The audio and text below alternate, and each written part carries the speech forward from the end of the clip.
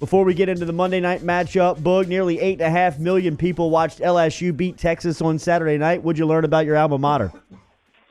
Man, we got an offense down in Baton Rouge, huh? Let's go!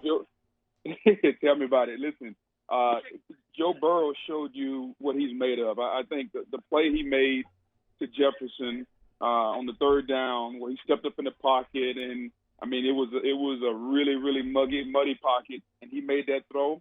That shows you that young man has some stones, man. And I think that LSU's got a great group of receivers, which we've already known. They've always had good skilled players, but the quarterback and how he played was really, really encouraging. I was disappointed in the defense, though. Yeah. I think it's really cool to be enamored with the offense, and I love that. But defensively, I think you guys know this. We're not going to score 40 points every game. You're going to have to be able to stop some people. And they let Texas and Sam Ehlinger go up and down the field in the second half, and that was really disappointing.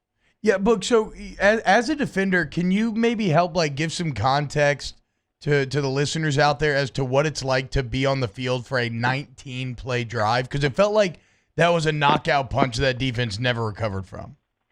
No, I can't give any context because I would have passed out.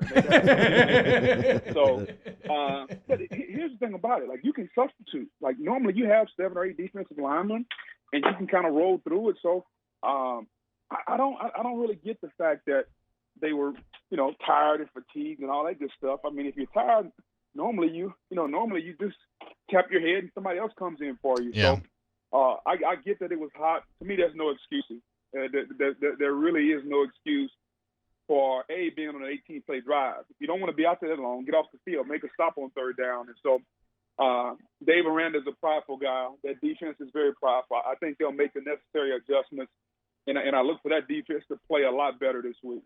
More impressed with the Texans on Monday night or the Saints comeback?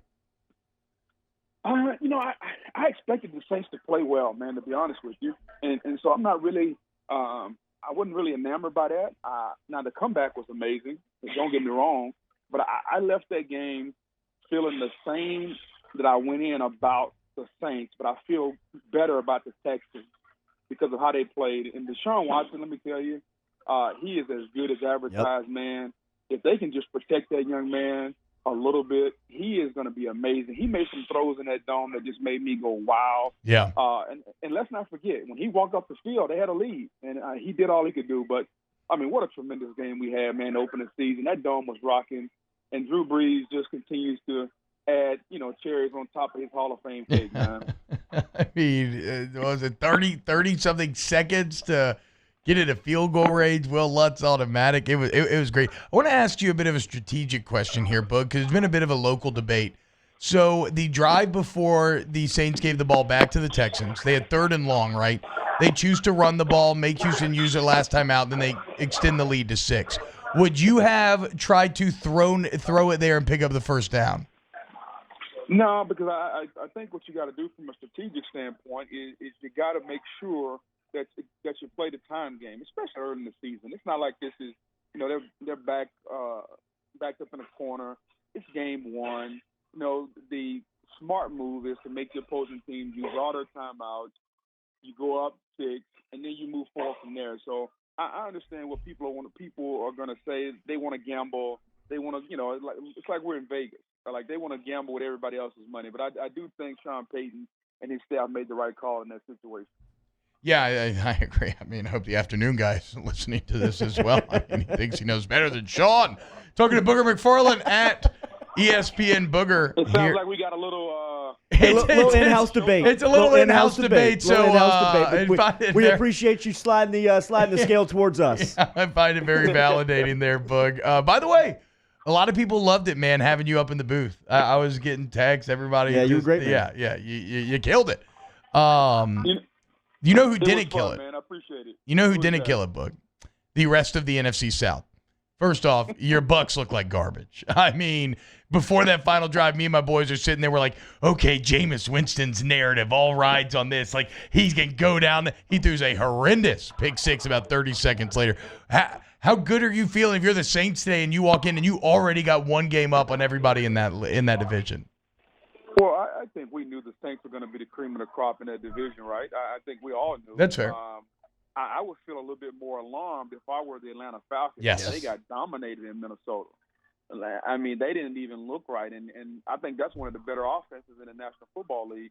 You know, when you look at Sanu and Julio Jones and Calvin Ridley and Freeman and Matt Ryan, and they got 5 first-round picks on the offensive line, T-Bob, and Wow. they got dominated. So the Saints are clearly the class of that division. Now, what's going to happen when you play your division games, they're going to be a lot closer than you think just because both teams know each other so well. But as I told you guys a week or two ago, it's the Saints. The Falcons will probably, I think, be somewhere in there. Carolina played well, even though they lost at home to a better Rams team. Christian McCaffrey gets better and better, it looks like. Yeah, he does. Everyone's talking about him for the MVP. My MVP of the National Football League this year, I told you guys, and I said it on the broadcast, I think it's going to be Alvin Kamara. Yes, sir. He looks so He good. is unbelievable. I mean, his contact balance. Contact balance. That's what you were calling it. Yeah, that was good. Yeah, because, I mean, when you hit him, most people go down. He just puts his foot down and keep running. But to your point, T-Bob, the Bucs are the doormat of the division right now. And if Jameis Winston doesn't figure it out, he'll be a backup quarterback somewhere next year. What about Belichick and Antonio Brown? He didn't anticipate this. No, I don't think anybody did we? No, I mean, I was on the AB bandwagon. I was talking about 4D chess. I'm giving him all kind of credit. Now I'm trying to wash my hands of the whole situation. How did we get 4D chess out of him giving away $30 million? Explain that to me. Because, Boog, he told you from day one that it wasn't about the money. He said, I could retire today. I need no money. And that's when all this insanity began. He had that yellow mustache, man. That yellow mustache told you everything you needed to know about AB. So the yellow mustache, the blue hair, giving away $30 million, he's playing chess and we're all playing checkers. I got it. Okay. Super Bowls, Boog. Super Bowls. He almost teamed up with Brady. I hear you. But here's the deal. New England has a history of dealing with issues like this. If you go back a few years ago, they drafted Christian Peter in the 5th round out of Nebraska. He had a history of domestic violence that they didn't know about. Like 5 days later, they cut him. Robert Kraft, Jonathan Kraft, they've gone on record saying that there's no gray area when it comes to this. I think what's going to happen is they're going to do their due diligence, and if they see any evidence whatsoever that there is some truth to this whatsoever, even if there maybe not if there's truth, but there's suspicion that may be truth. Yeah. I think they're going to move on because I think we all favored New England before they got Brown. Like, Brown is like a luxury to them. Yeah. It's kind of like going down to the French Quarter, you eat at Mike Anderson's, and then you say, you know what, let's go over to Cafe Du Monde and get a beignet. Do we really need it? No, but if we get it, we're going to feel a lot better. That's kind of what Antonio Brown is for them. I mean, it kind of felt like KD joining the Warriors, and then Boogie goes and joins the Warriors. It's like they were already the champs. They didn't need this. Well, maybe they won't get it. Boog, I got 1 minute left. Take me behind the scenes the other night when you guys changed the graphic at halftime because of the social media influence. Everybody was melting on social media about the down and distance graphic. So here's the crazy part about it. I had no idea we did that until after the game. Like, I was so locked in, man, and upstairs, and the booth in the Superdome was kind of hot. So if you notice, probably a shot in the second half, I took my jacket off. I mean, I was really about to come out of my tie. My guy was like, "Hey, we got to kind of keep the tie on." Not game one, Boog. Not week one. You got to get one of those. You got to get one of those Herb Street cooling suits that I heard about on the Levitard show. T-Bob, if I put a cooling suit on inside, it's a problem. I mean, can we get some AC in the dome? I mean, I kind of feel like LSU got you up in the rafters, man. I mean, it kind of felt like LSU at Texas. There was no AC in the locker room allegedly, you know? Yeah, it's been a lot of AC talk here lately. Boog, I can't let you out of here, though, without asking you again a question that I asked you a couple weeks back. I read a Warren Sharp article about how Lamar Jackson's throwing year was actually better his rookie year than everybody thought. Yeah. You said no. They said, nah, he's got to prove it to me. I don't see it. What did you think? My guy kicked ass. I know it was the Dolphins, but what's your takeaway on Lamar Jackson? T-Bob, back when you were single, if a girl went out with you on the first time, like a first date, and you had fun, and she never went out with you again, would you call it a success? I mean, how much fun did we have? It doesn't matter, but here's the deal. Game 1, Lamar Jackson was outstanding.